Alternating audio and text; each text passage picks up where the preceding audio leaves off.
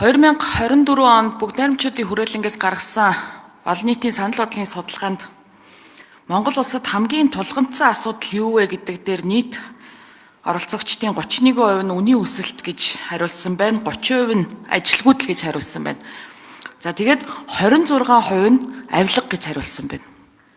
Өөрөөр хэлбэл одоо бидний бусад яриад байгаа энэ замын төгжрөл Улаанбаатар хотын утаа гих мэтчлээ одоо энэ хүмүүсийн амьдралын чанарт нөлөөлж байгаа зүйлүүдээс илүү ихээр энэ авилгын асуудалд иргэд санаа зовж байна. Тэгээ өнгөрсөн 30 гаруй жилийн хугацаанд бол одоо энэ авилга гэдэг бол одоо Монгол улсын хөгжлийг хойшин татсан эдийн засгийн одоо өсөлтийг сааруулсан монголчуудын бүтээмжийг бууруулсан ийм чөдөр тушаа болчиход байна. Тэгээд өнгөрсөн хугацаанд бол бид нар бол энэ дээр бол ерөөсөө хангалттай ахиц дэвшил гаргаж чадсангүй. Тэгээд ийм авилга өндөр байгаа учраас энэ нийгэм тэр аяараа авилгад идэгдсэн байгаа учраас залуучуудын мөрөөдөл үгүй болж байна. Монгол улсад шударгаар хөдөлмөр эрхлээд, аж ахуй эрхлээд, бизнес эрхлээд амжилтанд хүрч чадахгүй гэсэн тийм итгэл үнэмшилтэй болчихлоо. Тэгээ хүмүүс мөрөөдөлгүй болж байгаа учраас гадагшаа гарахыг илүүд үзэж байна. Тэгээ төртөл орохгүй бол ямар ч боломж бололцоо байдгүй, ашиг орлого нь нэмэгддэггүй. Ерөөсөө хувийн хвшлийн орон зай энэ улсад байхгүй болцсон ийм нөхцөл та бид нар ажиллаж байгаа штэ.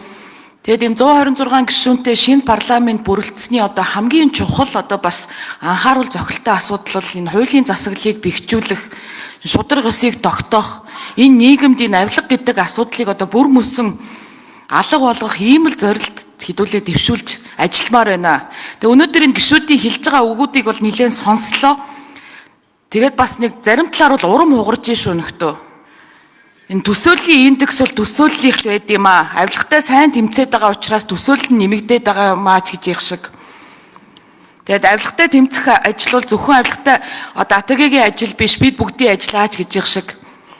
Тэгээд маш сайн туршлага хуримтлуулсан баг бүрэлдэхүүн байгаа энэ тэрэгэл янз бүрийн юм яриад ах юм. Гэхдээ хамгийн гол нь биднэрт ер нь одоо энэ улсын хуралдч тэр, засгийн газарч тэр, авилгатай тэмцэх газарч тэр энэ авилгалыг устгаж чадна гэсэн итгэл үнэмшил байгаа эсэгт бол ерөөсөө эргэлзээ төрж байна. Тэгэхээр үнэхээр яг бидний ийм итгэл үнэмшлээ дор бүрнээ өөрсөндөө одоо нэг юм бий болгож иж тэгжиж ингээд энэ одоо нийгэмд эерэг өөрчлөлт гаргах юм аа. Тэгэхээр яг тэр чиглэл рүү одоо ажиллаж чадна гэж манай одоо нэр дэвшигч итгэл төгс хэлж чадах уу гэдгийг одоо танаас бас асуумаар байна. Яг вэ гэхэлэр бид нар зүгээр нэг юм одоо юу гэдгийг өдөр тутмын ажлаа аргацаасан байдлаар энэ асуудалд хандмааргүй байна. Бүр яг ингээд тогтолцооны шин чанартай өөрчлөлтүүдийг хиймээр байна.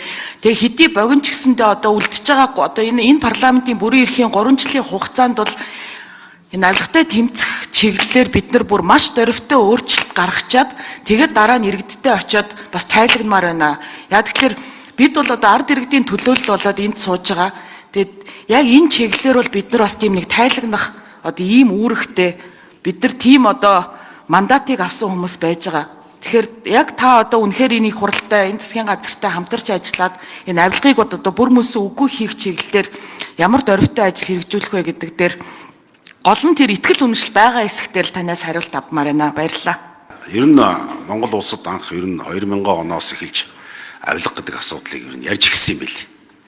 Тэгээ 2004 онд Монгол улс Нэгдсэн үндэсний байгууллагын авилгын эсрэг конвенцэд нэгдэн ороод тэгээ 2004-өөс 6 оны хооронд энэ авилгатай тэмцэх гэд байгууллага гэдгийг одоо яаж байгуулах вэ? Хаанаас олж одоо аль загвараар явах вэ гэдэг судалгаануудыг хийгээд тэгээ 2006 онд энэ Гонконгийн авилгатай тэмцэх байгууллагын загвараар авилгатай тэмцэх газрыг байгуулсан юм.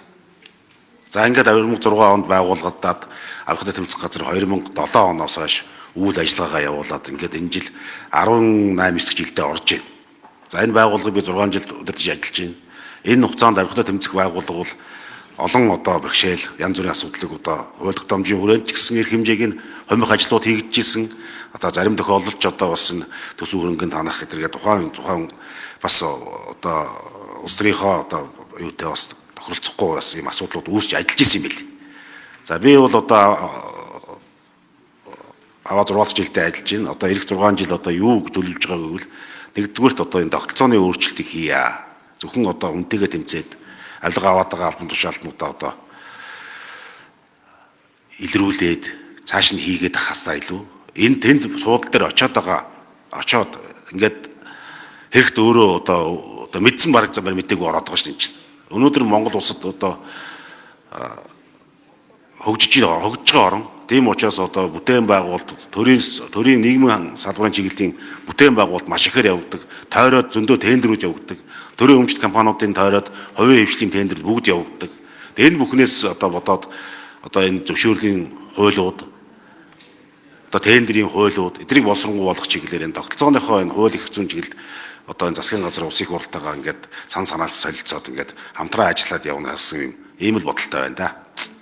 Баярлалаа.